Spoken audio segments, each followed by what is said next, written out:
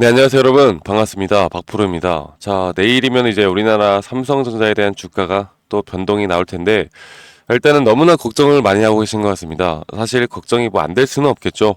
지금 너무나 많은 개인 투자자 분들이 상당히 많이 물려있는 종목이기 때문에, 그리고 또 이제 나스닥이나 미국장이 반도체가 또 하락을 했었기 때문에 많은 분들이 또 걱정을 하고 있는 것 같습니다.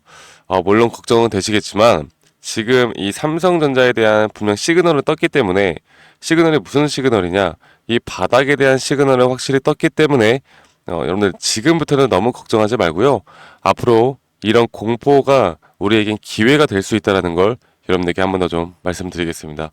참, 한 주의 흐름을 좀 지켜보면요. 돌이켜보면 이 모건 스탠리나 이 외국계 자금들이 매도 리포트를 쓰는 등 좀 안 좋은 모습을 계속 우리나라 시장에 어, 계속 충격을 주었었고 그렇기 때문에 삼성전자와 SK하이닉스는 거기에 대한 이런 매도 압박을 사실 견디기가 쉽지는 않은 상황이었습니다. 자, 그런데 저는 단기적으로 볼 때 지금 기준금리에 대해서 여러 가지 말들이 많은데요. 기준금리가 한 분석이 두 가지 정도로 갈리는 것 같아요. 이 0.5포인트 비컷이 앞으로 이런 현금의 유동성에 대한 기대감으로 상승 추세가 유지가 될 것이다. 혹은 지금 기준금리가 0.5% 비컷이 나오면서 이 경기 침체에 대한 부분이 더 우려가 되어 갈 것이다. 그리고 이런 부분이 지수의 하락을 이끌어낼 것이다. 이렇게 두 가지 분석으로 나오고 있는 것 같습니다. 좀 시황적인 부분으로 볼 때요. 제가 생각할 때는 그렇게 생각을 해요. 이 두 가지 다 맞다. 두 개 다 틀린 분석은 아니다. 그런데 이 틀린 분석이 아닌 현재 이런 부분들이 과연 언제쯤에 적용이 될 것인가가 가장 중요할 것 같습니다. 제가 여기에 대해서 좀 초점을 두고 앞으로 삼성전자에 대한 주가의 흐름을 말씀을 드릴 건데, 제가 오늘은 이 차트를 보기 전에 여러분들께 좀 말씀을 드리고 싶은 게, 삼성전자가 예전부터 역사적으로 볼 때 이 코스피 대비해서 시총이 15%대까지 떨어졌던 적이 몇 번 없어요. 이 경제 위기가 오거나 삼성전자가 주가가 많이 내려가고 바닥을 찍을 때 대략 15%대 위주로 이 저점 바닥이 나옵니다. 그리고 15%를 깼던 적은 딱 한 번 있고요. 그리고 15% 깨진 것도 14%까지 깨진 적은 없어요. 자, 그런데 지금 삼성전자에 대한 지금 시총이 코스피 대비해서 16%를 기록을 하고 있습니다. 그만큼 역사적으로 볼 때 우리가 최저점 바닥이라고 했던 그런 구간들이 다가오고 있다는 걸 볼 수가 있겠죠. 자, 그래서 이런 부분들과 함께 또 우리가 기술적 분석으로도 현재 이런 과매도 구간에 대한 상승 시그널을 우리가 볼 수가 있습니다. 제가 여기에 대해서도 여러분들께 설명해 드릴 테니까 여러분들 너무 걱정하지 말고 영상 끝까지 시청해 주시길 바랄게요. 자, 일단 삼성전자에 대해서 뭐 여러 가지 HBM이나 D램, 그리고 레거시 반도체에 대한 부분들을 오늘 좀 말씀을 드리지 않고 앞으로 이 주가의 흐름이 어떻게 진행이 되어 갈지 여기에 좀 핵심을 두고 여러분들께 말씀을 드리겠습니다. 사실 주가가 이렇게 내려가다 보면요. 정말 항상 짜고 치는 듯한 느낌으로 이 언론사에서도 좋은 내용을 안 보내요. 그냥 어떻게 해서든 나쁜 내용들을 찾아서 이렇게 언론에서 뉴스들을 내보내는데, 그렇기 때문에 제가 이 언론이나 뉴스에서 나오는 내용들보다 실질적으로 움직이는 이런 경제의 흐름을 읽으라고 제가 말씀을 드립니다. 저희 구독자분들에게도 계속 그렇게 말씀을 드리고 있으니까요. 이런 부분들도 참고해 주시길 바라겠고, 제가 좀 같은 내용을 여러분들께 반복적으로 좀 드리는 이유가 있어요. 왜냐? 너무나 중요하니까. 결국 이 삼성전자로 우리가 돈을 벌기 위해서 가장 중요하게 봐야 하는 건 딱 몇 가지밖에 없습니다. 자, 볼게요. 자, 삼성전자는 지금 이 상대 강도 지수라고 할 수 있는 이 RSI가 과매도죠, 과매도. 쉽게 말해서 이 매도에 대한 부분들이 현재 과도하게 나오고 있다는 겁니다. 여기에 대한 포인트가 현재 20포인트, 24포인트까지 떨어지는 모습이에요. 자, 그러면 삼성전자가 지금까지 역사적으로 볼 때 이렇게 20포인트까지 이렇게 중심선 하단선에 대한 이탈까지 나왔던 적이 언제냐? 바로 2022년도 한 번 있었고, 그리고 또 이제 코로나 때 있었습니다. 그러니까 이게 쉽게 나오는 지표에 대한 과매도 구간이 아니라는 걸 우리가 알 수가 있겠죠. 자, 그러면 2022년도 어떤 흐름대로 진행이 되는지 한번 보도록 하겠습니다. 2022년도 6월에도요.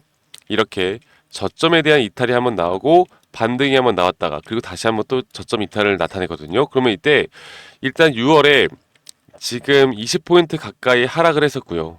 그리고 나서 다시 반등이 올 때 이렇게 과매도 구간에 대한 지표가 올라가는 모습을 보여줄 수가 있는데 실제 가격은 떨어지고 있어요. 자, 우리는 이런 걸 상승 다이버전스라고 합니다. 그래서 제가 예전에 여기에서 여러분들께 매수에 대한 부분을 확실하게 좀 말씀을 드렸던 부분도 있고, 이렇게 일봉으로 너무나 명확하게 이렇게 다이버전스가 떴다라는 건 이 추세에 대한 부분들이 전환이 될 수 있다는 걸 우리가 의미를 해요. 자, 그러면 최근에 이 고점에서도 제가 매도 타점을 드렸을 때 그 이유와 근거가 분명히 있다 말씀드렸죠.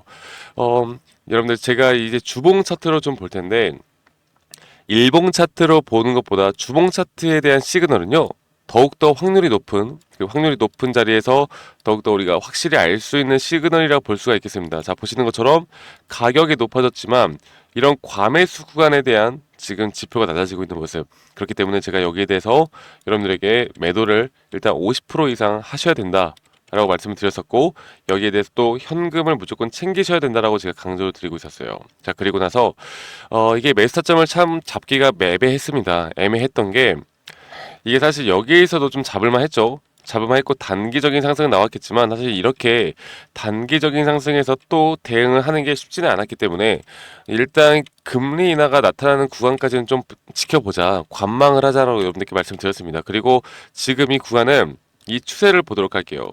추세도 2000년도, 거의 15년도부터일 거예요. 2015년도부터 지속이 되었던 이런 추세가 단 한 번도 깨지 않는 모습을 보여주고 있습니다. 물론 이번에 살짝 이탈은 나올 수 있겠으나 저는 거기에 대한 부분이 앞으로 우리가 매수에 대한 시그널을 분명히 나타낸다고 보고 있고요.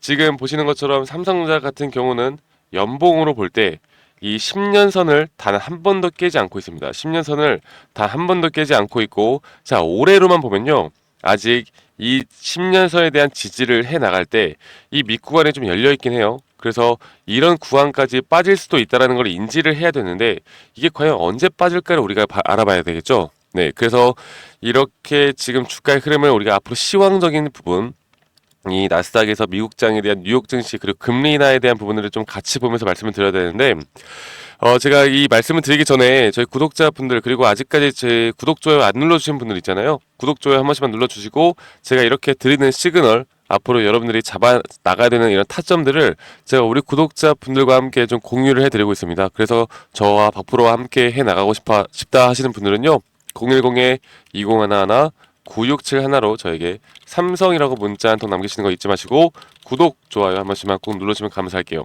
아시겠죠, 여러분들? 지금 이렇게 앞으로의 이런 타점이 너무나 중요할 것 같고, 결국 기업 분석이나 기업의 가치를 우리가 현재 알아가는 것보다 정확하게 타점을 잡고 여기에서 우리가 비중 관리와 대응을 어떻게 하는지가 가장 중요한 시기일 것 같습니다. 그래서 삼성이라고 문자 한 통 남기시는 거 잊지 마시고요. 그래서 제가 이제는 볼 때 전 그렇게 말씀드리고 싶어요. 자, 좀 기사를 한번 보면서 말씀드려보자면, 이제 뉴욕장도 S&P와 나스닥이 좀 소폭 하락을 했었고, 이 다우존스가 상승을 했었고, 반도체가 급락이 나왔습니다. 이 반도체가 급락이 나왔기 때문에 여러분들이 많이 좀 불안해하시는 분들이 있는 것 같아요. 왜냐하면 삼성전자는 또 이런 필라델피아 반도체와 상당히 또 연이 깊다는 게 아니라, 죄송합니다, 상당히 영향을 많이 받으니까. 자, 그런데 이 엔비디아가 뭐 하락을 했다라고는 하지만 저는 괜찮다고 봐요. 우리나라가 지금 최근에 이 뉴욕 주말 동안 미국 증시가 이렇게 소폭 하락을 했다고 해서 또 여기에 무조건 따라가느냐, 이런 것만은 아니거든요. 그래서 저는 나쁘지 않게 우리가 생각하는 그런 시나리오대로 충분히 끌고 갈 수 있다고 봅니다. 그리고 엔비디아 같은 경우도 장중에 마이너스 1.59% 하락을 하긴 했지만, 그래도 시간 내에서는 좀 보합권으로 그냥 좀 약간 눈치 보기 싸움이 되는 것 같다, 이렇게 보시면 되겠습니다. 그래서 결국 금리 인하라는 건, 제가 이거를 정말 많이 말씀을 드리는데 지겹다고 하시는 분들도 있을 거예요. 그런데 지겨워도 어쩔 수가 없습니다. 너무나 중요하기 때문에요. 자, 2000년도에도 2004년도까지 4년 동안 이렇게 점진적으로 금리 인하를 해왔었고요. 2006년도에도 마찬가지예요.